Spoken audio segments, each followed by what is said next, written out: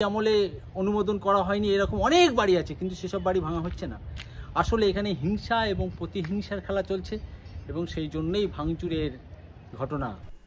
হাতিয়ারায় অবৈধ নির্মাণ ভাঙল বিধাননগর পৌর নিগম। বিধাননগর পৌর নিগমের 13 নম্বর ওয়ার্ডে হাতিয়ারার বাসিন্দা বাসির আলী পেয়াদা তিনতলা বাড়ি ভাঙল পৌর নিগম। কোর্টের নির্দেশেই ভাঙা হচ্ছে এই অবৈধ নির্মাণ বলে খবর। স্থানীয় সূত্রে জানা যায়, আজগার আলী পেয়াদা এবং বাসির আলী পেয়াদাদের মধ্যে পৈতৃক জমি নিয়ে 45 বছরের পারিবারিক বিবাদ রয়েছে। সম্পত্তির বিবাদ থেকেই রেষারেষি। উভয়ের কেসের ভিত্তিতে এই অবৈধ নির্মাণ ভাঙা হচ্ছে। প্রথমে বাসিরদের কেসের নির্দেশে আজগার আলীর বাড়ি ভাঙা হয় বলে জানা যায়। বর্তমানে বাসিরদের অবৈধ নির্মাণ ভাঙছে বিধাননগর পৌর নিগম। 19 নভেম্বর 3 তলার ছাদ ভাঙা হয়, পরবর্তীতে আরও ভাঙা হবে বলে জানা যায়। তবে বর্তমানে উভয় পরিবারই নিজেদের মধ্যে বিবাদ মিটিয়ে নিতে চান বলে সাংবাদিকদের জানান। ব্যাপারটা হচ্ছে, এই যেটা ভাঙচুর বলছেন, এটা কি ভাঙচুর হয়েছে? আপনি যে দোকান বলছেন, বাড়ি বলছেন, কোনটা ভাঙচুর হয়েছে? দোকান তো কোনো ভাঙচুর হয়নি, সেটা আমিও দেখিনি, 1 নম্বর। আর 2 নম্বর হচ্ছে যে বসির আলী পেয়াদা, আমার নাম হচ্ছে মোহাম্মদ আজগার আলী পেয়াদা, আমাদের জাতি গোষ্ঠী। এই বহুদিন ধরে কেস মামলা চলছে, 80 সাল থেকে এখনও পর্যন্ত কেসে আছে। লাস্ট 12/9/25 তারিখে একটা কেসের দিন থাকে, আমারও কেসের দিন থাকে, এবং সরবুদ্দিন পেয়াদা কেস করেছিল, সে হচ্ছে বসিরুদ্দিন পেয়াদার ভাই। সেই দিনে ওনাদের উকিল বললো, স্যার এটা পৈতৃক সম্পত্তি, ভাই ভাইয়ের ব্যাপার, এটা আপোষ করলে ভালো হয়। তখন আমাদের উকিল আমাকে ডাকলো, জজ সাহেব আমাকে জিজ্ঞাসা করলো নিজ মুখে যে আপনি কি চান, আপনি তো কেস করেছেন। আমি এক কথা বললাম, স্যার আমি যাই চাই, আমি কেস মেটাতে চাই, আমি আপোষ করতে রাজি। কিন্তু স্যার আমার একটাই কথা, আজকে যে আমি বলছি রাজি আছি, কিন্তু আমার অপোনেন্ট পার্টি তো নেই, সরবুদ্দিন পেয়াদা নেই। তখন ওনাদের উকিলবাবু বললেন যে ওনার দায়িত্ব আমি নিচ্ছি, সম্পূর্ণ দায়িত্ব আমার ছেড়ে দিন। খুব ভালো কথা। তারপর জজ সাহেব নভেম্বর মাসের 7 তারিখে ডেট দিলেন যে এর মধ্যে তোমরা মীমাংসা করে আমাকে রিপোর্ট দেবে। তখন আবার ওনাদের উকিলবাবু, আমাদের উকিলবাবু সরবুদ্দিন পেয়াদা ছিল, বসিরুদ্দিন ছিল, আরও 2-3 জন ছিল, আমাদেরও ছিল। এখানে আকবর আলী পেয়াদা কোনো ফাংশন নেই, এখানে আকবর আলী পেয়াদার নাম বারবার করে বলা হচ্ছে। কেস কামানি যা করেছি আমি করেছি, আর আমি ভবিষ্যতে করবো আরও, কারণ আমাকে যেহেতু আমার ভেঙে দিয়েছে বাড়িঘর, যারা বেশি আমার। শুধু বসিরুদ্দিন পেয়াদা বাড়ি তো ভাঙেনি, আমারও বাড়ি ভেঙেছে, আমার বোনের বাড়ি ভেঙেছে, আমার কাকিমার ঘর ভেঙে দিয়ে গেছে। সেটা কবে? সেটা তার ওই 19 নভেম্বর আগের দিনে, সেটা খুব সম্ভবত 1 নয় হতে পারে, ডেট পারফেক্ট বলতে পারছে না। ওদের ভাঙার আগে প্রথম ঘর ভাঙে আমার। এবং এই যে ভিটে বাড়ি নিয়ে আজ দেখে দেখুন যে কেস কামারি চলছে, এইটা নিয়ে সারা হাতিয়ারা গ্রামের লোক সব জানে, এবং যে কটা ক্লাব তারাও জানে।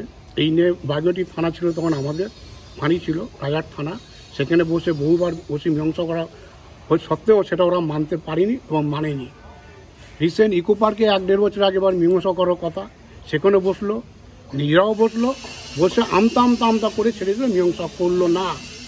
এবং যে জমির মালিক, যে গুরু, সে গুরু আসছে না, শিষ্যকে দিয়ে পাঠাচ্ছে তার নাতিপুতি, তার গুরু যে ল্যান্ড লুজার, যে জমির মালিক, সাইফুদ্দিন আহমেদ পেয়াদা, সরবুদ্দিন পেয়াদা, বসিরুদ্দিন পেয়াদা, আবদুল্লাহ পেয়াদা, ওনারা আসছে না, ওনার ছেলেকে দিয়ে পাঠাচ্ছে। ছেলে কি জানে জমি সম্বন্ধে? আমার নামে কেস, আমি জড়িত, আমি যতটুকু না জানি আমার ছেলে জানবে, তার সই তো আমি করবো, তো আমার ছেলে যাবে কেন? এই হলো ব্যাপার। 80 সাল থেকে কেস যখন করলো, তখন আমরা খুবই ছোট, আমি তখন ক্লাস 6-এ পড়ি, ভালো মনে আছে, হাফ প্যান্ট পরে বেড়াই। তখন আমাদের 86 সালে কোর্টে হেরে যাই, তারপর ফের আবার 86 সালে আপিল হয়, সেটা 96 সালে কেসে হেরে যাই। দুবার আমরা হেরে গেছি। আমরা হচ্ছি হারা পার্টি, ওরা জেতা পার্টি এই জমি জায়গা নিয়ে। তখন সব ইটের বাড়ি ছিল, টালির বাড়ি ছিল, অ্যালবেস্টার বাড়ি ছিল। এমন দিন অবস্থা, তখন পঞ্চায়েত ছিল, যত মেম্বার, আমাদের পাড়া লোকে ঘুম হতো না। ওদের ইট ফেলা অত্যাচার, আমাদের বাড়ি দখল করার জন্য প্রতিদিন সন্ধ্যা থেকে ইট ফেলতো, যাতে উচ্ছেদ মামলা করতে পারতিনি, যাতে আমরা উচ্ছেদ এখানে চলে যাই। দুটো গাদা ধরিয়ে দিয়েছিল, বিচুলির গাদা, প্রায় 30-40 কম বড় গাদা, ওরাই ধরিয়ে দিয়েছে। এবং তাদের পানি গাড়ি এসে দুটো, ওদের পুকুরে পানি শেষ, পাশে হাট পুকুর, সেও পানি শেষ, সেই গাদা সারা রাত ভোর জ্বললো। এত অত্যাচার করেছে, আমরা রাত ভোর ঘুমাতে পারতাম না। আমাদের দেখেছি, আমার ছেলেগুলো আমরা খাটের তলায়, চৌকির তলায় রাখতো, বাপ মারা জেগে থাকতো, এমন ওরা অত্যাচার করেছে। এখন উপরালা মার, ওদেরও ক্ষতি হচ্ছে, আমারও ক্ষতি হচ্ছে, কিচ্ছু করার নেই। ওই যখন 23 সালে মামলা করলো হাইকোর্টে, ও তো পাড়া লোকে বলতে পারতো, আমাদের বলতে পারতো, যখন বাড়ি করছে তখনও তো বলতে পারতো। যখন খাড়া হয়ে গেছে তখন বলছে ওটা আমার। হ্যাঁ, ওই জমিটা বলতে আমি স্বীকার করছি, 442 থেকে যে আমার বাড়ি আছে, যে আমার বাড়ি রয়েছে, ওটা আরএস রেকর্ড ওদের নামে। আর আমার যে জমিটা রেকর্ড আছে সেটা ওদের 431 দাগ ঢুকেছে, সেটা আমার দাদুদের নামে।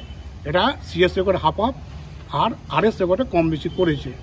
আচ্ছা, বেচাকেনা যেটা করছে বলছে 27/4/31 সালে একটা দলিল আছে, আমার দাদু দাদুর বাবা, তার ঠাকুর দাদু, তার বাবা শ্বশুর জামাই ব্যাপার বিক্রি করেছে, 15 কাঠা জমি বিক্রি করেছে।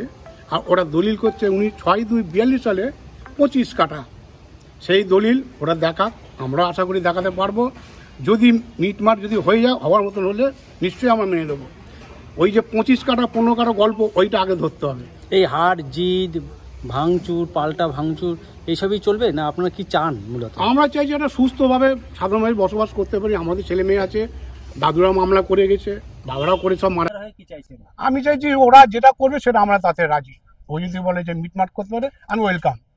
আমাদের এই বাড়িটা ধরুন 70-80 বছর পুরনো বাড়ি। 19 তারিখে ওরা হঠাৎ করে 12:30 নাগাদ এসে আমাদের এই বাড়ি অত্যাচার করে এইসব ভাঙচুর করেছে। দেখুন, আমরা সবসময় শান্তি চাই, আমরা শান্তিপ্রিয় মানুষ, আমরা কখনোই অশান্তি চাইনি। আমরা যাতে শান্তি তাতেই আমরা রাজি। আমাদের যদি কোনো পক্ষ মানে কোনো প্রতিনিধি দল কেউ এসে আমাদের এই দুই তরফের লোককে নিয়ে মিউচুয়াল করে দিতে পারে, আমরা তাতে রাজি। এবারে দেখুন 19-20 কিছু একটা করতেই হবে, স্যাক্রিফাইস কাউকে করতেই হবে, করে সেটা যদি মিটে যায় আমরা মেটাতে চাই, কোনো অসুবিধে নেই। কারণ এই বাড়ি ভাঙা, আজকে আমার বাড়ি ভাঙছে, কালকে ওর বাড়ি ভাঙবে, তো উভয়ের ক্ষতি। এগুলো রেষারেষির বসে হচ্ছে, জেদাজেদিতে হচ্ছে, হিংসা প্রতিহিংসা এটা চলছে। তো এটা যদি অবশ্যই সমাপ্তি তো অবশ্যই চাই। এখানে কিছু মানে পৈতৃক জমি জায়গার সমস্যা ছিল, আছে এখন। ওটা ধরুন আজকে বহুদিন ধরে 40 থেকে 45 বছরের কেস, 80 সাল থেকে কেস। 80 সালে আমার একটা ভাই ইলেকট্রিক শকে মারা যায়, তার বয়স তখন হয়তো 5-6 বছর এরকম হবে কিছু। তো আমাদের এখানে পৈতৃক কবরস্থান আছে, ওরাও মাটি দেয়, আমরাও দিই। আমরা যখন মাটি দিতে যাই, ওরা লাঠি সোঁটা বার করে আমাদেরকে মাটি দিতে দেয়নি, এরকম। হ্যাঁ, তারপরে আমরা আমার ওই ভাইকে ওই গোটের ওখানে একটা কবরস্থান আছে, ওখানে আমরা দাফন করি। তখনই আমাদের একটা হলো যে আমাদের জমি, আমাদের জায়গা, আমাদের কবরস্থান, আমাদেরকে মাটি দিতে দেবে না। তখন আমরা কোর্টে কেস করি। কোর্টে কেস করার পরে আজকে প্রায় 45 বছর একাধিকবার আমাদের পক্ষে রায় হয়ে গেছে, ঠিক আছে, কিন্তু আমরা এখনো জমি হাতে পাইনি। এরই মধ্যে এই যে প্রপার্টিটার উপরে বিল্ডিংটা একদম রিসেন্ট তৈরি করেছে, হয়তো 1 বছর হবে, এই ভদ্রলোক হাটখুড়ো ছিলেন। মানে ওরা এগুলো মিথ্যা কথা বলছে, এগুলো পেপার ফেললে বোঝা যাবে, পেপার কথা বলবে। আমরা তো সবসময় চাই শান্তিপূর্ণ কোনো মিউচুয়াল যদি হয়ে যায়, আমরা মিউচুয়াল করতে রাজি। পারিবারিক সমস্যা, বারবার ঘর ভাঙা, বা আপনাদের একবার ভাঙছে, আপনারা অন্য একবার ভাঙছেন, বিষয়টা নিয়ে কি চান আপনারা? বিষয়টা কি জানেন তো, কেসটা অনেক দিনের কেস, দীর্ঘদিনের কেস। এটা নিয়ে অনেকবার বসা হয়েছে। ওই একটাই ফ্যামিলি, ওর দাদু করে গেছে বিরোধিতা, ওর বাবা করেছে বিরোধিতা। এখন ওই দাদু হচ্ছে ইল্লাপালি, তার ছেলে আছে ইউসুফ পিয়াদা, তার ছেলে আছে সুরাবুদ্দিন পিয়াদা। এই একটাই ফ্যামিলিতে 3 জনা পরপর যতবার বসা হয়েছে ততবারই বিরোধিতা করে, এই কেসটা মীমাংসা হতে দিচ্ছে না। এখন কি চাইছে? এখন ওরা কি চাইছে আমরা নিজেরাই বলতে পারছি না। আমরা তো সবসময় আমরা একটা শরিকদার, 3টে শরিকের একটা শরিক। আমরা সবসময় চাইছি যে মীমাংসা করে না, যে